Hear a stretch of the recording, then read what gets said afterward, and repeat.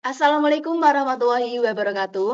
Halo sobat setia pendengar podcast Pendidikan HMTIN. Kali ini kita lanjut ke episode 3 nih guys. Dan pada episode ini pasti akan tambah seru nih. Dan buat yang belum dengerin podcast episode 1 dan 2, dengerin dulu ya. Untuk episode kali ini kita akan membahas seputar kewirausahaan dan masih bersama dengan Kak Anas sebagai narasumber yang membahas yang tentunya memiliki pengalaman kewirausahaan nih. Buat Kak Anas, bisa ceritain sedikit dong mengenai usaha yang dijalani Kak Anas? Oh ya, sebelumnya aku ngambil di bidang kewirausahaan rumah makan atau makanan, itu lebih ke rumah makan ayam geprek itu sih. Oh iya. Oke, kita lanjut ke pertanyaannya ya, Kak. Mhm. Apa sih, Kak, yang membuat Kak Anas mengambil keputusan untuk membuka usaha warung makan geprek ini? Nah, untuk mengambil keputusan kenapa, karena aslinya nggak mau di situ sih.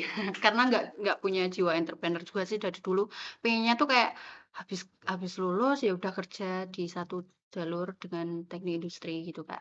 Terus beberapa kali, eee, daftar di perusahaan, ambil di BPIC, masih masuk jalur, itu tuh keterima, tapi remedi, terus remedinya di apa, di psikotes.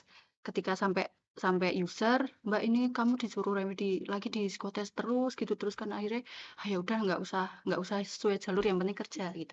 Akhirnya keterima kerja di finance, terus waktu itu habis itu corona, total 3 bulan lockdown kayaknya di Semarang. Terus setelah 3 bulan lockdown kan nggak mau ngapain. Nah, buka-buka usaha kecil-kecilan di rumah, maksudnya kayak deliv kalau ada yang minta minta buat makan siang ya kita bikinin masak gitu kan buat catering. Nah, kebetulan nggak tahu kenapa bisa masak juga karena dari background-nya pun nggak ada jurusan kayak tata boga ataupun apapun, kayak emang murni masak ya masak sendiri gitu kan. Kebetulan enak gitu. Mungkin dari situ terus, eee, ya udah mulai kerja di rumah, kalau ada catering ya udah bikinin, kalau ada deliv ya bikin. Terus akhirnya beberapa bulan keluargaku kan ngomong kan, "Mbok mbok keluar wae to daripada Masnya masuk terus kerja di kayak gitu.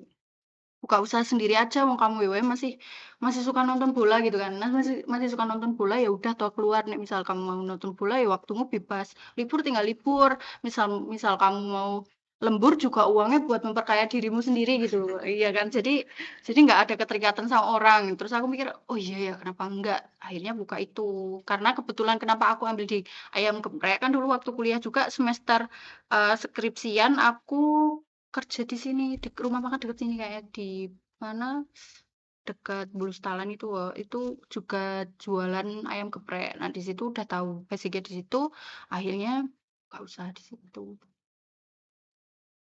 Nah, Kak, kan nggak mungkin nih kalau kita mau buka usaha, Mhm. ujuk-ujuk buka usaha.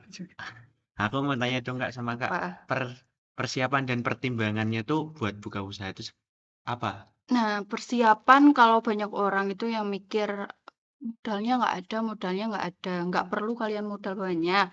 Maksudnya dari kecil pun juga bisa, misal aku dulu juga pernah pakai modal 100.000 juga pernah kok. Nah, kalau yang ini emang agak banyak karena ya ngumpulin kan. Tapi yang penting tuh kamu udah tahu, misal tahu basic-mu itu kamu mau jualan apa sih. Lah, kalau aku kan emang bisa masak gitu kan, bisa masak ya udah aku, "Oh, aku bisa masak, ya udah masak dulu." Nek misal testingnya orang-orang enak, berarti emang mantep aku dimasak. Lah, udah tahu circle-ku di situ, masakan. Kemudian yang kedua mantep, kalau kamu udah turun ke wirausaha, jangan sekali-sekali cuma setengah.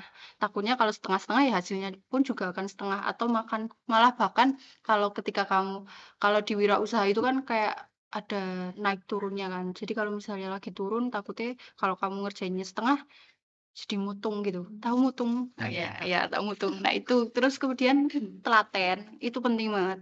Telaten, sabar, sabar ngadepin yang customer yang emang kadang dia harusnya mau beli terus nggak jadi, terus ataupun dia komplain atau apapun itu.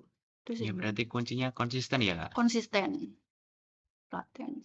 Dan saat menjalin usaha ini, Kak, apa sih kendala dan resiko yang pernah Kak Anas alami nih saat mendirikan usaha geprek ini? Nah, kalau kendala resiko itu kan memang kalau kita buka usaha itu kan nggak semua penghasilannya pun juga nggak semua stuck di situ. Enaknya kalau udah bekerja kan kita tiap bulan pasti itu dapat uang segitu. Kalau wirausaha kadang dapat banyak, kadang dapat sedikit, kadang Nggak pasti. nggak dapat, iya kan nggak pasti. Jadi kalau misalnya lagi sepi, ya kita udah resiko buat sewa kios ataupun buat bayar yang bantuin gitu kan. Mau sepi rame, itu resikonya kita tetap harus ngeluarin uang segitu. Kak, bisa diceritain dong cara menjual produk Kakak agar produk Kakak itu diminati banyak orang. Nah, kalau aku kan kebetulan bukannya di Temanggung. Jadi emang target pemasaranku juga masih di lingkungan sekitar restoku. Beda kalau misalnya kalau yang fashion atau apapun kan kita bisa luas ke Indonesia lewat apapun Iya, kan. lewat Sedangkan kalau banyak. kalau makanan ini kan tergantung nggak mungkin kalau aku promonya ke Indonesia sedangkan restoku di Temanggung. Hmm. Jadi kan untuk deliver pun juga sulit kan. Jadi kayak karena untuk apa, promonya itu yang pertama emang kejar-kejaran untuk pengenalan restonya dengan kayak itu, beli 2 gratis 1 ataupun promo-promo. Tapi yang kedua misalnya kita kayak, eee, lebih ke mulut ke mulut ke mulut sih. Jadi misal kita testi ke orang, ada nih beberapa misal di sebuah desa ataupun sebuah, dusun itu ada satu orang yang biasa kayak dia jualan atau dia sering buka arisan, punya kontak-kontak warga di situ. Nah, itu kita bisa minta tolong, "Bu, minta tolong bikin Gesnap dong." Itu yang gratis, kalau misal dengan modal kita yang minim ya. Tapi kalau misalnya dengan modal yang banyak, kita bisa bikin endorse orang-orang kan bayar. Tapi kalau misal mau yang gratis itu misal "Aku punya produk nih Bu, niki, tolong di-snap-in dong," ya misal kayak gitu. Dari situ cepet. Biasanya nek nek aku dari kemarin itu, dari, snap orang-orang, kemudian mulut ke mulut itu yang Dan gimana sih Kak cara untuk menumbuh kembangkan jiwa entrepreneurship di kalangan mahasiswa? Nah, kalau itu agak sulit ya, karena Iya. mungkin dulu aku juga nggak ada sama sekali jiwa entrepreneur. Bahkan waktu di HM dulu, pas angkatanku kan ada entrepreneur cuma jualan itu roti bakar kan. Itu pun juga aku kayak, kok nggak ada yang minat, masa nggak ada yang minat buat jaga stand gitu loh. Sulit banget, agar suruh jaga stand, aku ada acara. Terus kan pas zamanku mintain KRS biar kamu hari ini kosong, nggak ada alasan untuk Iya. kuliah ataupun itu alasan apapun kamu hari ini nggak ada kuliah, kamu harus jaga gitu kan. Tapi tetep kayak males atau mungkin waktu itu ya karena mungkin, usahanya buat HM, uangnya kan masuk ke HM, nggak Iya, masuk ke diri kita. Nah, kalau buat draft. kalau ini kan kalau wirausaha sendiri kan berarti uangnya masuk ke kita. Jadi kalau kita udah ngerasain, "Wah, aku entuk duit loh dari sini." Jadi mungkin dari situ bakalan numbuh aku, "Ah, udah tahu uang nih dari sini, oh lumayan ya." Jadi kayak gue dari situ sih. Nah, menurut Kakak nih, peluang apa saja yang cocok untuk part-time atau entertainment bagi mahasiswa? Kalau untuk mahasiswa menurutku saran aja sih mending lebih ke barang-barang atau produk yang kering atau Kayak yang dropship gitu ya, Kak? iya, atau nek enggak misal mau itu ya yang mentah-mentah jangan kayak makanan. Karena emang kalau mahasiswa kan dia udah tugas, udah kuliah, terus juga udah nanti ada organisasi juga kan. Kalau misalnya dia bisnis juga yang kalau makanan kan harus kayak sehari bikin, harus habis, kalau besok kan pasti basi. Nah, kalau misalnya fashion atau misal tadi dropship juga bisa, kalau misal hari ini nggak laku kan besok masih bisa, ataupun itu. Kak Anas ini kan membuka usaha geprek nih Mhm. dan beri sedikit tips and trick dong Kak, dan beri motivasi agar semuanya yang mendengar podcast Pendidikan HMTN ini jadi semangat untuk buka usaha Kak. Nah, kalau, gini, yang penting, kalau wirausaha tergantung individu sih, tapi kalau enaknya kalau menurut aku, wirausaha tuh enaknya waktu kalian bebas. Jadi nggak keterikatan sama orang sama sekali, terus membuka lapangan pekerjaan juga buat orang, karena emang tujuannya kuliah kan dari satu, eee, biar ada pembedanya gitu. Oh, iku cah kuliah malah buka buka lowongan, harusnya gitu, bukan kita yang nyari nyari lowongan. Itu harusnya motivasinya dari situ sih.